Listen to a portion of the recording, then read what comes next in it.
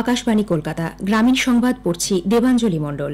DIG CID Soma Das মিত্রের নেতৃত্বে রাজ্য পুলিশের 10 সদস্যের একটি দল আজ সন্দেশখালী পৌঁছেছে। সন্দেশখালী থানায় আধিকারিকদের সঙ্গে কথা বলছেন তারা। এর আগে ডিআইজি জানিয়েছিলেন পুলিশের কাছে 4টি অভিযোগ জমা পড়লেও কোনোটাই ধর্ষণের নয়। আজ বিজেপি রাজ্য সভাপতি সুকান্ত মজুমদারের নেতৃত্বে বসিরহাট এসপি কার্যালয়ে অভিযানের ডাক দিয়েছে। অফিসের চারদিকে 500 মিটার এলাকা জুড়ে 144 ধারা জারি করেছে পুলিশ। অন্যদিকে আজ দুপুর 2টোয় বসিরহাট চলো অভিযানের ডাক দিয়েছে সিপিআই। সন্দেশখালীতে তৃণমূল কংগ্রেস নেতা শেখ শাহজাহান, জেলা পরিষদ সদস্য শিবু হাজরার গ্রেপ্তারির দাবিতে এবং সন্দেশখালীর প্রাক্তন বিধায়ক নিরাপদ সর্দার ও সকল প্রতিবাদীদের নিঃশর্ত মুক্তির দাবিতে সিপিআই এর এই অভিযান। সন্দেশখালী যাওয়ার পথে আজ রামপুরে কংগ্রেসের প্রতিনিধি দলকে আটকে দেয় পুলিশ। রাস্তায় বসে তারা বিক্ষোভ দেখাচ্ছেন। মালদা জেলায় বেশ কিছু হাট বেআইনিভাবে বিক্রি বা দখল করা হয়েছে বলে রাজ্য বিধানসভার ভূমি ও ভূমি সংস্কার বিষয়ক স্ট্যান্ডিং কমিটির প্রতিবেদনে উল্লেখ করা হয়েছে।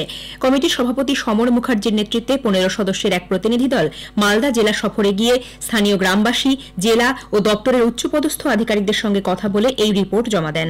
জেলার 52টি হাটের মধ্যে 48টি হাট দখল হয়ে যাওয়ায় রাজ্য সরকার রাজস্ব আয় থেকে বঞ্চিত হচ্ছে বলে প্রতিবেদনে উল্লেখ রয়েছে।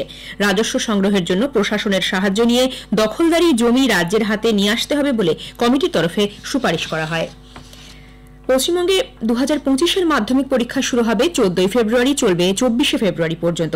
শিক্ষামন্ত্রী ব্রাত্য বসু গতকাল এক সাংবাদিক বৈঠকে এই দিনক্ষণ ঘোষণা করেন। তিনি জানান 14 ফেব্রুয়ারি প্রথম ভাষা, 15 ফেব্রুয়ারি দ্বিতীয় ভাষা, 17 ফেব্রুয়ারি ইতিহাস, 18 তারিখ ভূগোল, 19 তারিখ জীবনবিজ্ঞান, 20 তারিখ পদার্থবিজ্ঞান, 22 তারিখ অঙ্ক এবং 24 ফেব্রুয়ারি ঐচ্ছিক বিষয়ের পরীক্ষা নেওয়া হবে।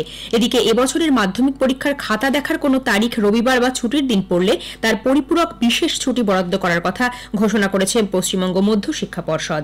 এবছরের উচ্চ মাধ্যমিক পরীক্ষা শুরু হবে আগামী শুক্রবার 16 ফেব্রুয়ারি। পরীক্ষার্থীদের যাতায়াতের সুবিধার্থে পূর্ব রেল শিয়ালদা ডিভিশনে পরীক্ষার দিনগুলিতে কয়েকটি লোকালের অতিরিক্ত স্টপেজ দেওয়ার সিদ্ধান্ত নিয়েছে। আগামীকাল সরস্বতী পুজো।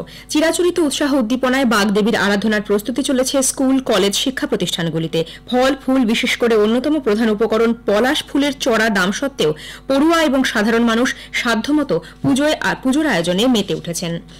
মাঘ মাসের শেষে শীতের আমেজ ফিরে এলেও বাতাসে জলীয় বাষ্পের পরিমাণ বেড়ে যাওয়া এবং উত্তুরে বাতাস থমকে যাওয়ার দরুন দক্ষিণবঙ্গে তাপমাত্রা আবারও কিছুটা ঊর্ধ্বমুখী। আগামী 2-3 দিন তাপমাত্রা আরও বাড়ার সম্ভাবনা। পশ্চিমী ঝঞ্ঝার প্রভাবে আজ হালকা বৃষ্টি হতে পারে পুরুলিয়া, বাঁকুড়া, পশ্চিম বর্ধমান, বীরভূম জেলার 2-1টি জায়গায়। বর্ধমানে ইতোমধ্যেই বৃষ্টি শুরু হয়েছে। বৃহস্পতিবার দক্ষিণবঙ্গের সব জেলায় এবং মালদাতে হালকা বৃষ্টির সম্ভাবনা।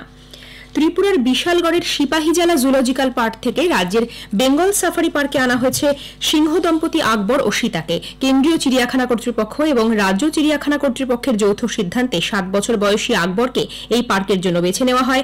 বছর 5-এর সীতার জন্ম অবশ্য ত্রিপুরাতেই। রয়্যাল বেঙ্গল প্রজননে নজির সৃষ্টি করার পর সিংহের প্রজননেও বেঙ্গল সাফারি পার্কে সাফল্য আসবে বলে আশাবাদী চিড়িয়াখানা কর্তৃপক্ষ। গ্রামীণ সংবাদ শেষ হলো।